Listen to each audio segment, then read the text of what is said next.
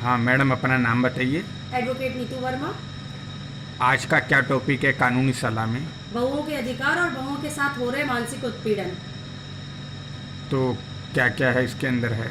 आजकल जिस तरीके से शादियां टूट रही हैं कोर्ट में, लगातार शादियों का, डाइवोर्सों का लगातार केसेस बढ़ते चले जा रहे हैं, तो इसका सबसे बड़ा कारण क्या है? तो आइए आज हम इस चैनल पे सबसे पहले इसी चीज़ का चर्चा करेंगे। मैं advocate Neetu Verma, national president the legal right organization of India. आम भाषा में कहें कि पहले जो शादियां होती थी वो टिकती थी, लेकिन अब जो शादियां हो रही है वो टिकती नहीं है।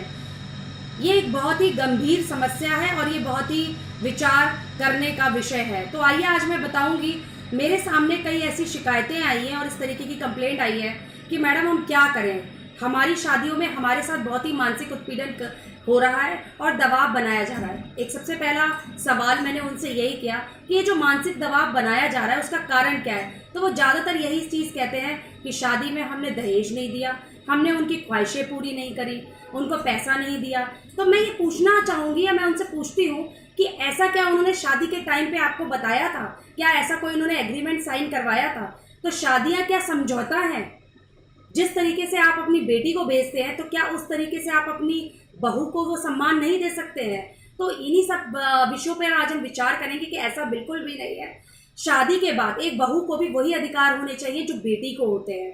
आपको बेटी के साथ भी वही, बेटी के साथ आप जिस तरीके का व्यवहार करते हैं, आपको अपनी बहू के साथ भी वही व्यवहार करना चाहिए, जो कि उचित नहीं है और लोग करते नहीं है। तो इसी बात पर मैं बोलना चाहूंगी कि कई घरों से शिकायत आई है या बहुओं की शिकायत आई है कि मेरे साथ बहुत ही मानसिक उत्पीड़न करा जा रहा है कि अगर तू अपने बाप के घर से पैसा नहीं लेके आएगी तो हम तुझे वहीं पर चल भेज देंगे। और इनके साथ जो इनको शादी करके लाता है, यानी कि इनका पति, वो भी दो राहे पर होता है और वो तुरंत अपने माँ बाप की बात मान के अपनी पत्नी के साथ बहुत गलत व्यवहार करता है। मैं ये नहीं कहती कि अगर पत्नी आपके साथ मानसिक उत्पीड़न करती है या गलत या अनुचित व्यवहार करती है तो आपको शिकायत करना लाजमी है, लेकिन जो पत्नी सहती है और घर में रहती है और लगातार रहती है, उसके साथ इस तरीके का व्यवहार बिल्कुल भी उचित नहीं है। तो मैं यही अपने चैनल पे बताना चाहूंगी कि बहुओं के भी अधिकार हैं, बहुओं को भी पूरे अधिकार हैं